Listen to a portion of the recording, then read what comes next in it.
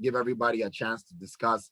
And of course, feel free to chat in the commentary, because we definitely want to get your feedback. But remember, we're a family, so make sure everything is nice and polite.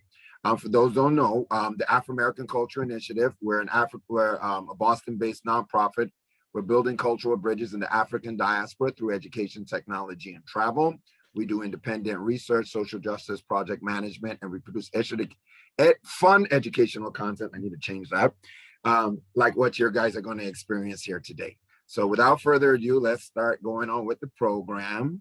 So in honor of 2021's Black History Month theme on representation, identity, and diversity in the Black family, we will be discussing the role of the extended family and fictive kinships, whether it takes a village to raise one another, and challenging roles of women in our world today.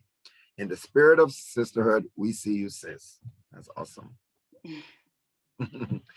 And today, our moderator will be Keturah Obi.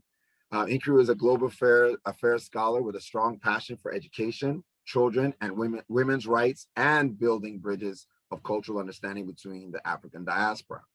She is the host of Conversations from the Diaspora, a Building Africa's Future podcast, a podcast dedicated to telling stories and sharing experiences from the perspective of African immigrants of the millennial generation and other generations across the African diaspora. I'm glad you included us,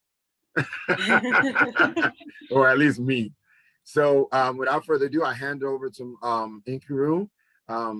Welcome, take it away.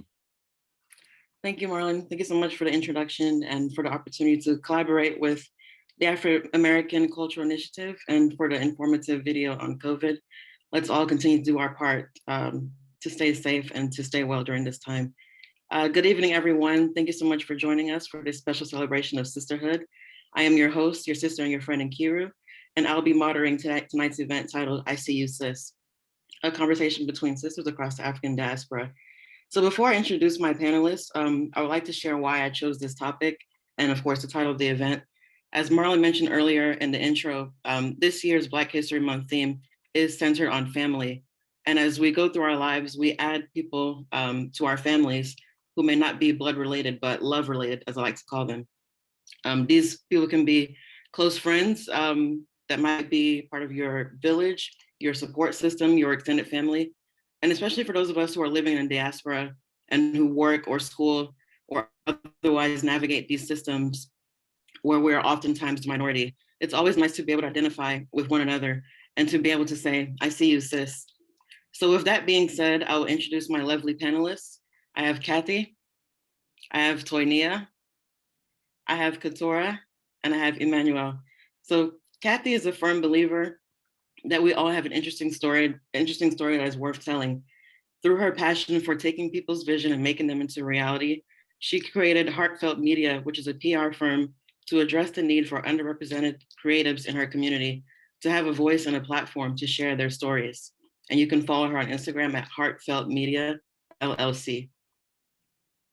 And next is Toynia Edmund. She is a mom, a domestic violence survivor, an advocate, family advocate, author, and all-around creative facilitator. She combines all of her talents to continue to build the Black community through sisterhood and fellowship. You may follow her on Instagram at Toynia B. Edmund. Then I have Keturah Clark Weathers, which is my godson's mommy. She is a licensed cosmetologist. She's a real estate agent and published theological scholar. Her background in health science and African-American studies has aided her to facilitate wellness in women and communities through advocacy, education, and community service. She combines her experience as a cosmetologist with her theological background to create a space for women of color to see themselves and be seen in the image of God. And you can follow her on Instagram at Keturah Weathers. And last but not least, I have Emmanuelle. She's a stay-at-home mom with a passion for empowering young women to find their voice and love themselves. She believes that the role of African women is evolving in a more progressive way in our generation. As a mother, she strives to provide unconditional love to her family and help others navigate motherhood by providing emotional and mental support. And you can follow her on Instagram at Emma Lando. So ladies, thank you so much for being here. before we get started into our main discussion tonight, I'm interested in knowing what were some of your thoughts on the poll questions. And Marlon, if you could bring up the results so we can kind of look at it together. So these poll questions kind of are going to guide our conversation a little bit tonight, because they're going to come up in different ways in our conversation.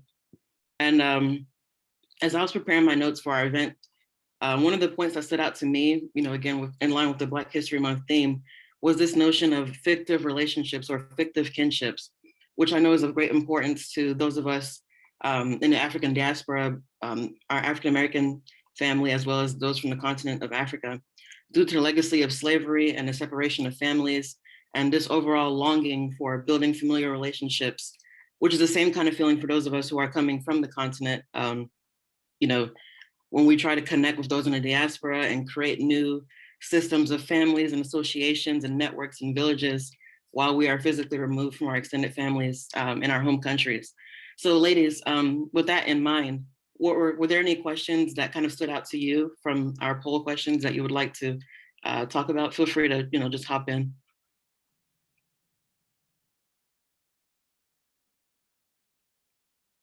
And thank you again to all of our attendees who are logged in. Appreciate you for logging in this time. So I think, ladies, you guys are muted, so feel free to unmute yourself to answer which questions stood out to you. I'll say the question that stood out to me was, who do you consider to be a part of your village? Initially, I was going to go with immediate family. And then immediate family and people I grew up around. But as I kept reading, my final answer was that it was a combination of all of these, especially now that I am married and have relocated and have a child. I've really been able to see that I do have a village that is surrounding me, and it extends from immediate family and people that I grew up with, and even entering into my union with my husband, like my village has expanded tremendously. And then when having our son, we are just able to see how much support we actually have from our village. So that is the reason why that question stood out for me. That's beautiful. Anyone else? I mean, she took all the answers. She said everything I was gonna say.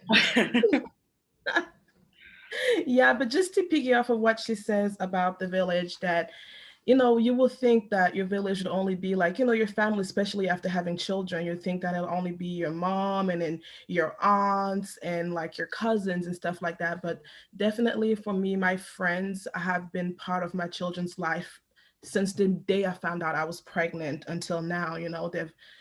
They've always been there for every step of the way. Every doctor's appointment, they've been there. Every birthdays, they've been there. I mean, they're literally like my children's aunts. Like they're literally like second mom to my children. And I cannot tell you how much that makes me feel. So like it's such a relief to know that you have those people in your corner, that that, okay, if anything ever happens to me, besides my parents and of who's their direct family, I know that my friends, my girlfriends will be there for my kids no matter what. It's a sense of comfort, and I don't know how to explain it. It's an amazing feeling to have that support, because pregnancy and motherhood, it's not easy. It's a roller coaster, and to see that you have the same people who've been in your corner from day one, that's amazing. That's beautiful. Kathy, Toy? Hey, I would say the question that stood out to me, let me pull up the results again, was the question about have you ever felt judged or treated differently from significantly older women in your community who should serve as communities or guides, but instead show the same jealousy or competitive spirit? And it shows that, the majority of us said yes. And I guess it is disheartening for me, because I have experienced, this type of jealousy and judgment from, older women in our community. And I'm also in a position now where I'm a guide and a mentor to younger, women and girls and stuff like that. I work with foster children. So to me, I guess it, gives me more of a sense that what I'm doing is important, and being a mentor that's actually guiding and nurturing is important, instead of, knocking these younger women down. Kathy?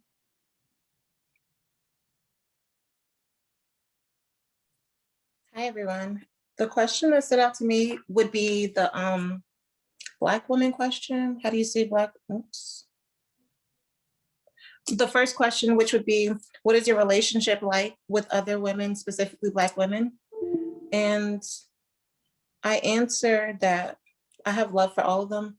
I just love to see Black women thrive and live luxurious lives, because I feel like we all deserve it, So that is my answer. That's very good. Let me just let everyone know the results. So with the first question, what is your relationship like with other women, specifically Black women? 35% said that I am my sister's keeper. 65% said it's all love when I see them. The next question, how many close girlfriends would you say that you have in your inner circle that you can generally trust and depend on? 6% said none. I am my own best friend.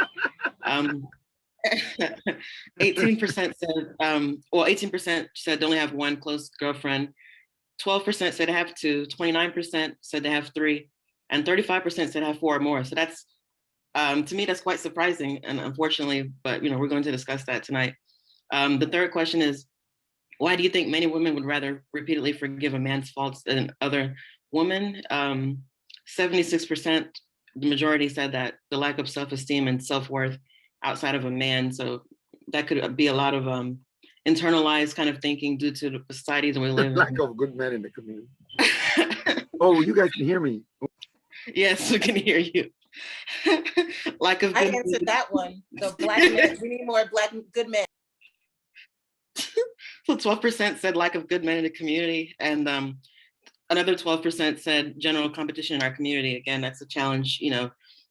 I think for many of us, we tend to see each other as competition rather than, sisters or people that you can build or support or learn from. I think the more of us unite and work together, we can do more than trying to divide and, break each other down. We can do a lot more when we work together. So catch that message. And number 4, have you ever found yourself internally competing or sizing up another woman who is younger than you? And I feel like this is maybe more so for like older women, because as Toy mentioned earlier, many of us have experienced older women in the workplace or in our personal communities who kind of, maybe they feel because we're younger or we're giving them some level of respect that they have to, I don't know, maybe they take it for granted or they try to take advantage of that, which again is, not good. So 24% said yes, and then 76% said no. And then the 5th question, which is kind of the reverse of number 4, have you ever felt judged or treated differently from significantly older women in your community who should serve as mentors or guides, but instead show the same jealousy or competitive spirit?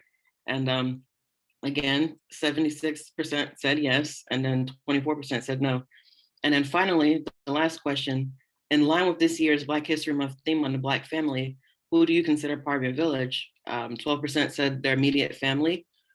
Another 12% said that people who they grew up around. 24% said your circle of friends and select family members. 0% said their extended family. 12% said people that they call family but aren't blood related. And then the majority, 71%, said a mix of all of these. And surprisingly, 6% said that none of these people they consider part of their village. So I'm interested in, hopefully hearing from that person. So after we've just kind of gone over those questions, I would like to go into our conversation guide, our guiding questions. So with the first question, and Marlon, if you can go to the next slide, please. The first question is, what does sisterhood look like for millennials? And actually, before I do that, I wanted to kind of tell our panelists, or our guests rather, the breakdown. So we have two members from the continent, 2 members from the US. So I tried to kind of get like a split to kind of have that continental African perspective and then the African American perspective. I wanted to get some Afro-Caribbeans and Afro-Latinos or Latinas rather, but I didn't, I couldn't find any within our time. But so I have Kathy representing the Liberian and Nigerian side, Emmanuelle representing the Congolese side, Keturah representing New York, and Toy representing Pennsylvania / North Carolina and Georgia. So, she's representing many states. And then me representing the beautiful city of Charlotte, North Carolina. So with the first question, what does sisterhood look like for millennials? And Keturah, you're going to take that one first, and then whoever wants to, spring off of that, go ahead.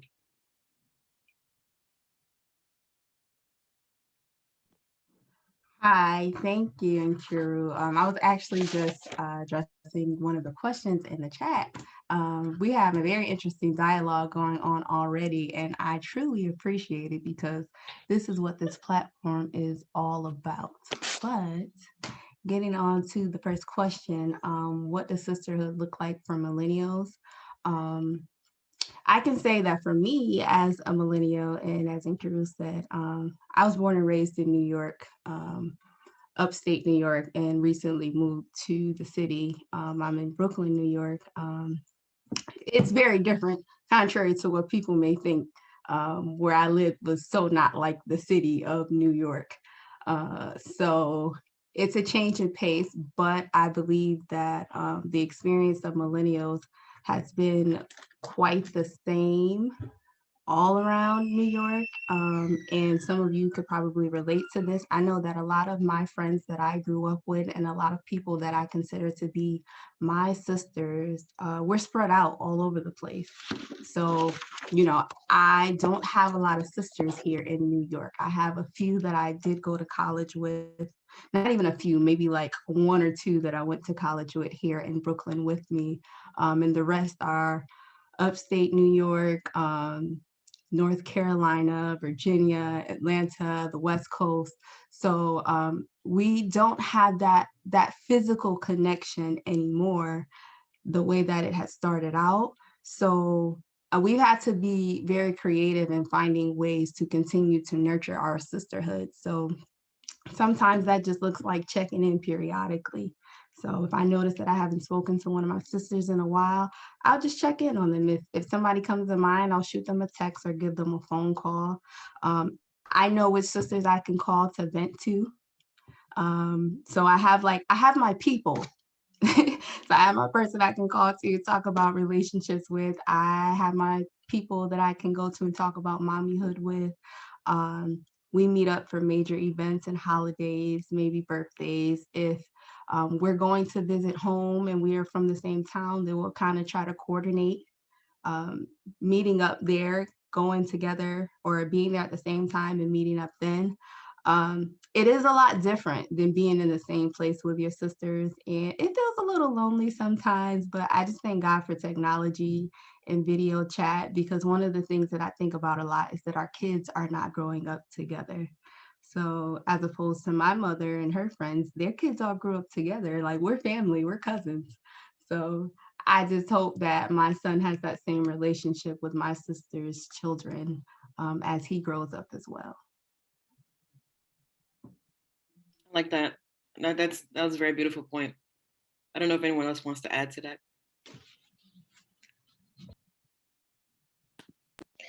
I guess I didn't think about that part, like, all of our kids not getting to, interact with each other.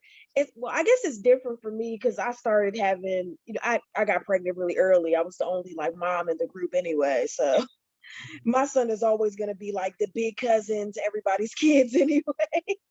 But wow, yeah, that's funny. I didn't, especially with COVID, there isn't a real safe way to, get together and have all the kids together and stuff anyway. And it's going to be different. Well, I guess you can say because they're kind of born into it, it may just be their norm to have cousins that they're close to that they've never seen in person, but they get the video chat with them and FaceTime them and stuff like that. So I guess that's something to think about. Sisterhood for millennials looks like trips. I mean, if you go on IG, everybody's, you know, going on girls trips and let's go to the spa, this and that. I mean, like Keturah was saying, you know, when you get to meet up and, you know, here and there and stuff like that, because you don't get to see, you know, your sister at church every Sunday now, where y'all get to meet up at the grocery store. You know, you have that thing where it's like, okay, well, twice a year, let's get together in the city and let's, you know, hang out. Let's, you know, get together. And I think it's interesting that both of you brought that point up, like growing up, like having your children grow up with, you know, your friends' children. 'Cause I think, and Emmanuelle, I don't know if you can speak to this as well, or Kathy, 'cause I know your immigration stories are different. Because Emmanuelle, you came here, I think you said 10 years ago, and Kathy, you were born here. Yeah. Like I came when I was a kid. I was Why do 4. you always think I was born here? I was 4. Oh, sorry. Okay. Okay, so Kathy and I, we do have like a similar, like, you know, we came here at a young age. And, you know, for me, I know like growing up, we would, like my parents would take us to like different Nigerian American or, you know, specifically Igbo organizations where we could kind of like meet with, you know, other Igbo parents and their children. And their children became like our cousins in some way. Like we grew up around each other. We kind of, you know, experienced like a lot of childhood together. And so it's interesting that you two brought that point up. And I wonder, kind of going a little bit off the question, but kind of based on what you were saying, would you say that in this era of like COVID and, you know, virtual meetups and everything, do you think that people are more intentional about, you know, having these virtual kind of like, oh, you know, I want to video chat with my cousin or with this person or that? Do you think it's more intentional now versus before when, you know, people could travel? Were people actually traveling to hang out with family? Or I don't know, what would you guys say? Because, you know, my family, they're all in Nigeria. So, you know, I'm not going to Nigeria every year. So I don't know if you guys can add to that, or what do y'all think, Kathy or Emmanuelle or anyone? I'm like you in Kobe. I don't really have family here like that. All my family's overseas. But like I said earlier, like my family is mostly my friends. Mm-hmm. That's pretty much. I don't know what I did, honestly. I always tell them this, but God looked out for me when He picked out my girlfriend. It's like He handpicked them specifically to fit me, you know? So, and I've heard that a lot of people with COVID and everything like that, I'm starting to see different sides of their friends, or that I'm not hanging out with their friends as much, especially people who have children. But I can't say that for me. Like my friends still make it a point to come and spend time with my kids. You know, like they'll keep their mask on and they'll come in the house and still hang out with my kids, or they'll call me every now and then, not even to talk to me, but to talk to my kids. So I mean, I like I said, I got lucky. I got lucky with that. So nothing has changed much for me for COVID as far as friendship goes. If anything, I feel like my friends are there for me more now, because now I'm a stay-at-home mom, and you know, with everything going on, I was working at the hospital, so I had to quit the hospital to come stay here with my kids, and being scared to bring COVID home with my babies are still babies. So it's like they're more intentional as far as being there for me and just kind of supporting me, because they know that I can't go anywhere. I can't take the kids anywhere. So it's like they really are trying their best. I like that. Kathy, do you have anything? I don't have any kids yet, but I do try to stay in my friends' kids' lives as much as I can, as far as like video chatting and stuff like that. And as far as the question goes, I believe for us, like who grew up in the 90s and stuff, especially here, it was totally different because, you know, like Keturah said, that you had everybody around all the time, you know, your people who weren't even blood related to you are still your family.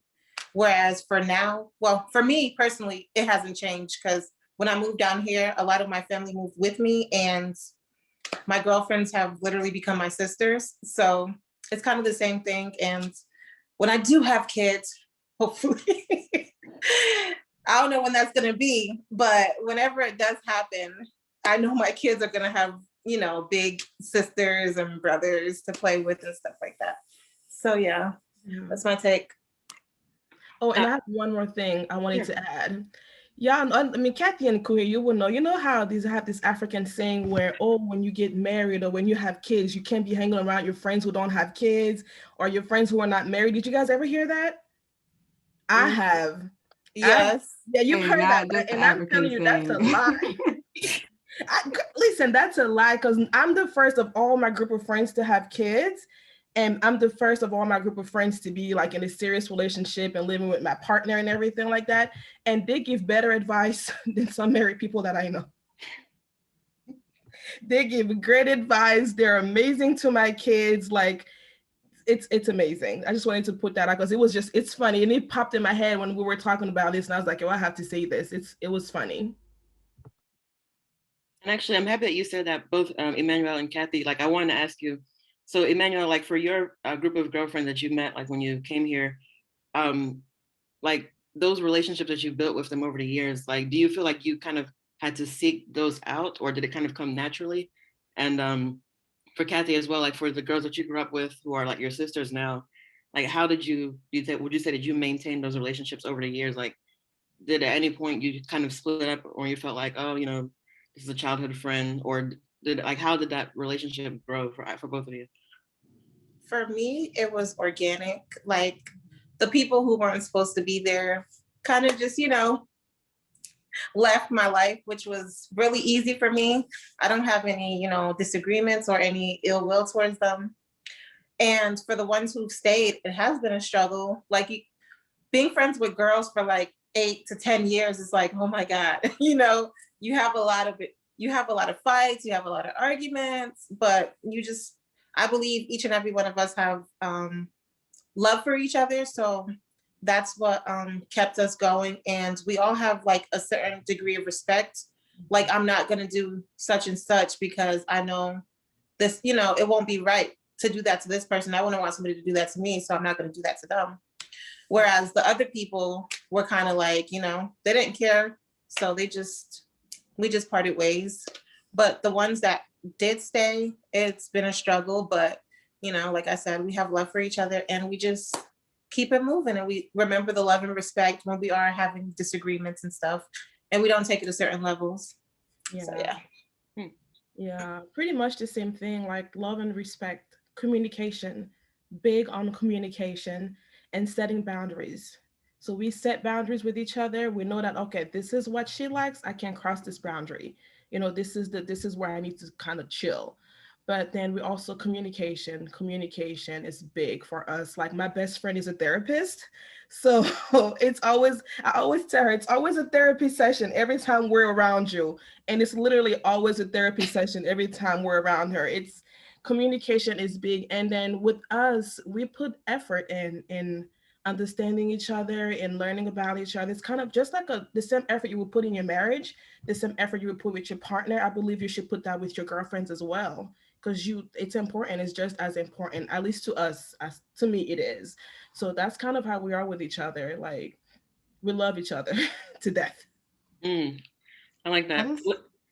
I wanted to add to that. I don't know if you all see, but there's some interesting conversations going on in the chat. And I just want to address the question that Michelle just posed. She said that she's an introvert and at times it's hard to meet friends, especially Black sisters. She said that she's been having trouble making, friends with Black women. And she's asking, did it flow naturally for us all to make friends with Black women? And I wanted to answer that question because especially relocating to New York City, it hasn't been easy for me. And like you, Michelle, I am extremely introverted. I don't speak in large crowds unless it's absolutely necessary. And I tend to avoid large crowds as well. I like very small, intimate settings. And it takes me a while to warm up to people and to open up to people as well. And that can be kind of a barrier to making friends, especially when people are outspoken or, they're very open with you. That may be seen as people may take offense to that, not understanding that it's just your introverted nature. So I moved here in September 2018. A few months later, I was pregnant. So on top of me being introverted, I was dealing with like morning sickness and all this stuff. So I wasn't a very social person. Then I spent my first 3 months after pregnancy with my child. And then 3 months later, we entered into quarantine. So literally that has not given me much time to make friends or to be social with anyone. So that has been a challenge for me. I will say though, for me, there are certain people whose spirits that I am drawn to, and there are certain who my spirit draws them to me. So even, at church, people come up to me to make conversation, and I have made friends in that way. And we've created very deep connections from that. So for me, it's not a matter of making a bunch of friends or having a bunch of people here. It's actually the quality of the relationships that I choose to focus on when engaging with anybody, really, especially Black women, because I always want my relationships to be genuine, and I want it to be based, have a foundation that is grounded and deeply rooted in something meaningful for me. That's how I connect with people. I'll add to that question as well. So me and Keturah joke all the time because Keturah is my best friend and I'm the extrovert. She's the introvert. You have to be adopted by an extrovert. And I would say, so I moved to Greater Atlanta in June 2017. I didn't really start making any like sisterhood girlfriends, whatever, until my son started making friends. So I always joke that my son is like loved by everybody. Like his name's Nathaniel, is Hebrew for God's gift. Like God gave him to everyone. So I signed my son up for sports, and immediately all the moms are like, oh, my son loves Nate, come over to the house, play date, this and that. And now I have like a group of 5 football moms. Nate doesn't even play football anymore, but we're still friends. We still get up and go and get drinks. We talk about, what we're going through with raising Black boys. It's a lot different than raising Black girls. It is not for the weak at all. And I mean, I made friends that way. So you may, after this is over, God willing, and the creek don't rise, you may be able to make friends while doing, I guess, introverted activities, like maybe different workshops in your area that are like spearheaded by Black women, like maybe like a writing workshop, like a sip and paint. You're gonna have to step out of your comfort zone just a tad, because in order to have friends, you have to be friendly, right? So that's my advice.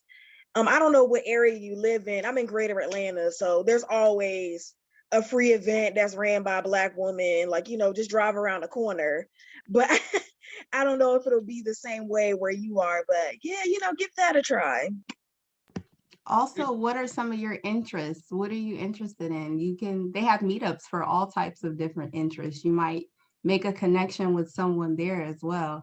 I just wanted to add, Keturah and I have been married into our sisterhood.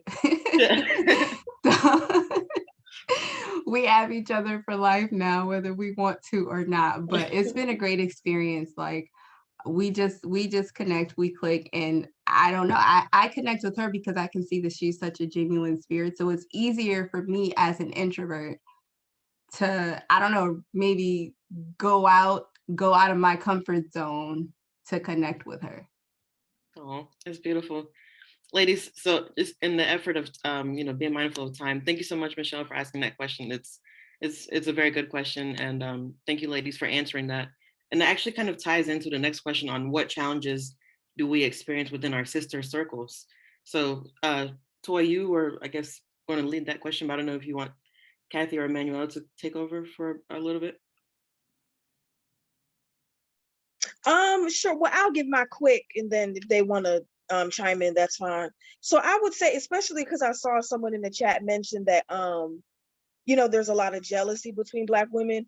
I would say that a challenge that Millennial Sisterhood has is accepting what season everyone is in. So just because, you know, you're not in the season of getting married and having babies doesn't mean that you should be jealous of your sisters that are.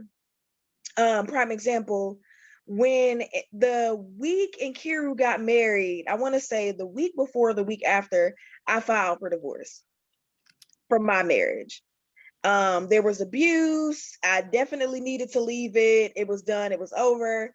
However, Keturah never heard anything about me saying like, you know, oh, well, your marriage isn't gonna last, or oh, you shouldn't have wore that dress, and I can't believe you're doing this and doing that. And I sent her and Nelson a gift, and I was all cheers, and I was extremely, extremely, extremely happy for her because he put in work and he deserved her. She deserves him. He worships the ground she walks on, which he should, period. So I think that like that's definitely one of the things, like just because someone appears to be ahead in life than you are, it doesn't mean that, you know, there should be snide remarks, there should be jealousy. You should just be happy for them and wait for your turn. Does anyone want to address that? I mean, no, One you're challenge. right. Oh, I'm sorry. Started talking. Okay. One challenge I used to face in like friendships was being way too intrusive. Like most of my friends are alpha females, so we tend to, you know, if our friend is going through whatever, you know, you voice your opinion way too much than you need to. So one thing that we have learned in my group of friends is, you know, kind of shutting up sometimes and just being a listening ear when your friend is venting, rather than being like, oh, if I was in this situation, I wouldn't do that. Or if I was in that situation, I would say this or I would do that, because you're not in the situation. Sometimes people just need to come and vent. They don't need you chiming in. They don't need you telling them what to do. They just need a listening ear. So that's one of the challenges that we faced.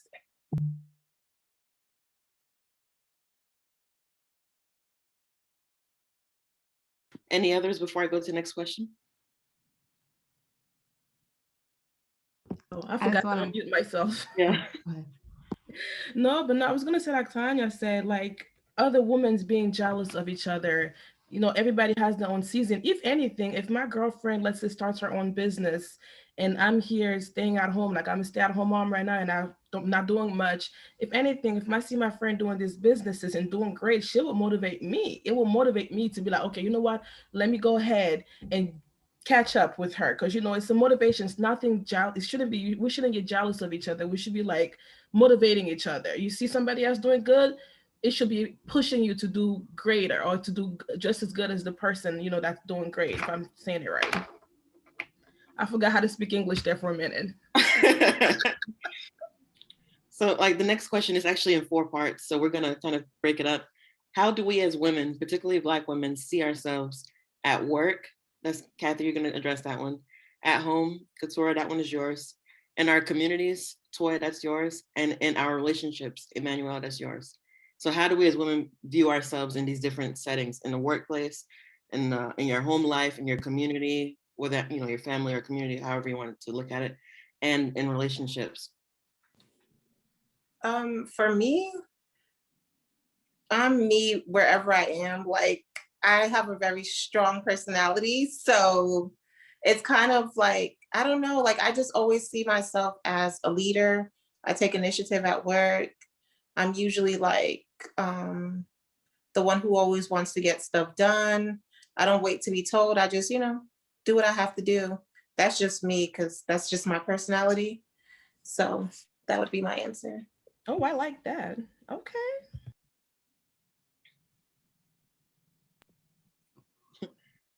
Okay.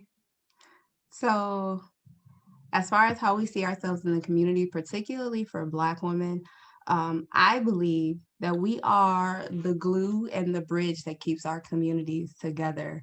I say this all the time, and I am a firm believer of this, that if the women in our community are well, then our community will be well. Like, it is our nature to get things done and to make things happen that we feel need to happen. It's never a matter of, how we're feeling on the inside or what we have going on in our personal lives. Like, we just have this mentality, this attitude, this feeling that things need to get done. We need to get it done and nobody else is going to do it. So this is what we need to do right now. This is how it needs to happen. And that's one of the things that I love about us. We get it done. I worked in a clinic full of Black women, from the director to the providers to the educators to all the way to the receptionist at the front door, full of Black women. And you can tell the difference between how our clinic was run and how other clinics within our network were run, because we just make stuff happen. Like, we experience challenges, but that's nothing new for us. Like, we are known to, it's in our DNA to overcome challenges. And I just want to just interject briefly with that, as it relates to how you see yourself in the workplace. Where I'm working currently, I'm so happy to be in a place where, you can talk about, social justice, you can talk about Black issues. It really feels like a welcoming home kind of environment. And I feel like if you're in a different kind of work setting where it's maybe mostly white and mostly male, you wouldn't have that same kind of feeling of, being able to kind of express yourself fully as, as a Black woman or as a Black man or any other, cultural background. So I think it's important to kind of see ourselves in these positions where we are represented. And that's, part of why we're having this discussion. So in our communities, Toy? So I am the board secretary of Safe Space Property Management Incorporated. It's a 501c3 based in Greater Atlanta, and it is dedicated to serving domestic violence survivors and their families. So as far as how Black women are seen in the community, it's a catch-22, because especially when it comes to running a nonprofit, due to white supremacy and racism, a lot of Black organizations are seen as, always trying to steal money or trying to do things that are related to fraud, whereas, the larger white organizations that actually are stealing money and are doing a lot of fraud aren't viewed that way. So I find that a lot of Black women, especially when it comes to serving the community, whether that be an organization, a church, whatever, we're always the little engine that could. We're always, kind of doing the work on the ground level. And like Keturah was saying, we're always making it happen. So, prime example, we do a toy drive every year. And this year we were like, oh, we're only going to do 25 kids because of COVID. Let's make it small. We ended up sponsoring almost 40 kids because we couldn't turn anyone away. And we made it work. All of the kids were sponsored. All of the kids were, given several gifts. They got coats and hats, the whole shebang. We even had one pregnant survivor. We were able to get her a stroller and a car seat. All of this was because we just make it happen. That's just what it is, especially when it's other Black women. I answered in the survey that I'm my sister's keeper. I have to be the change that I want to see. I tell my survivors all the time, I survived so that you can thrive. That's powerful. Thank you. Emmanuelle, in your relationships or in our relationships? Yeah. Remember last time we talked about it? So I was like, I never really thought about that, how I view myself and what my role is in our relationship with my partner. But people expect when they walk into my household to see me in the kitchen, cooking and cleaning with a baby on my hip and doing all of that. And I tell them all the time, under my roof, it's not like that. Me and my fiance, we are partners. We are literally equal. He sees me as his equal. He's not your typical everyday old school African man who is comes home, puts his feet up, where's my food? That's not him, okay? There's this one time, he was cleaning, and then a family member came over, and I was just chilling on the couch watching TV. And then she walks in and she goes, "Hey, why is your man sweeping the floor?"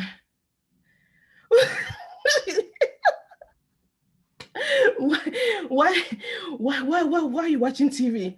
And I'm sitting here like, sis, because I'm tired. What do you mean, why? Because I am tired.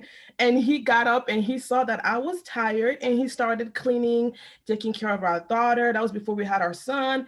And he's very hands-on, very, very hands-on. And I always thank the Lord above that I lucked out, okay? Because it's tough, you know, to like you guys all say, they expect us to kind of just deal with everything and do everything. And no matter how tired you are, no matter how sleepy you are, even if you're having a mental breakdown. And I had terrible postpartum depression. My postpartum was bad. It was really, really, really bad. Like, it was hard for me to get out of bed some days. It was hard for me to even take showers, you guys. Like, I would go days where I wouldn't even want to do anything. I wouldn't recognize myself. So postpartum for me was really hard.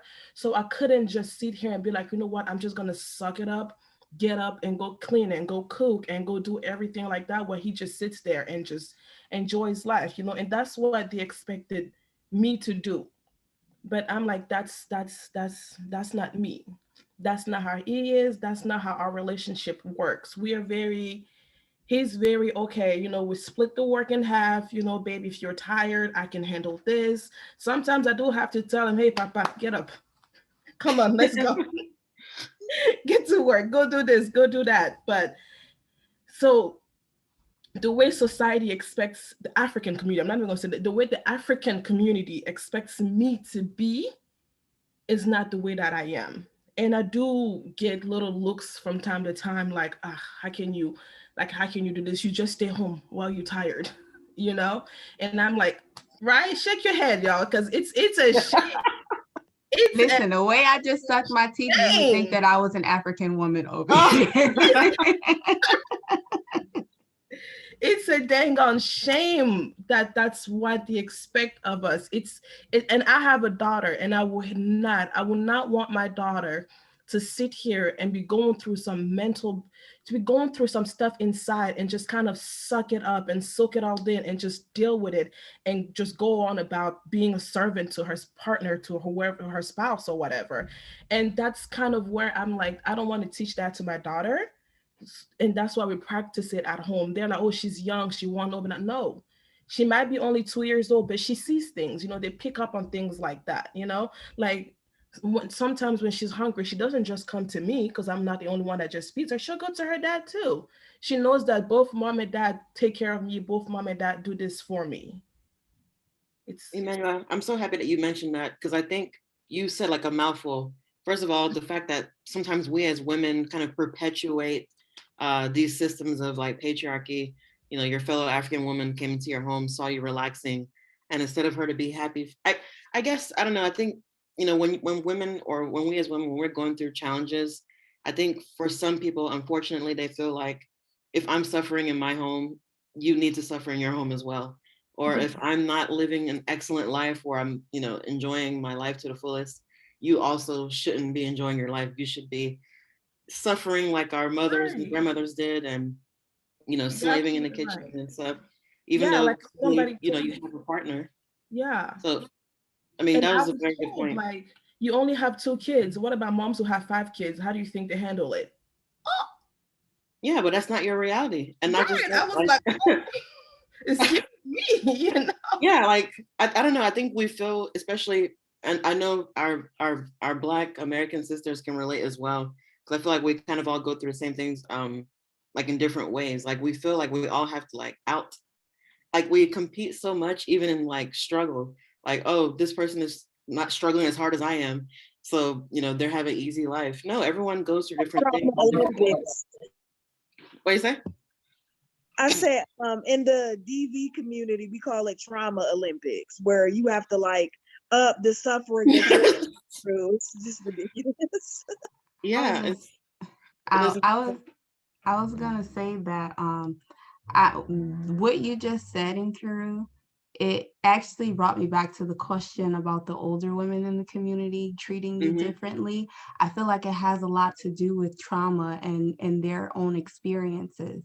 So because maybe they had some certain struggles that we have as millennials been intentional about not experiencing, it's like we get a different attitude towards our lifestyle. So like, Emmanuelle, I'm sure that you have 2 children and not 5 by choice, right? Amen. And I'm sure you chose to do that with a partner by choice, right?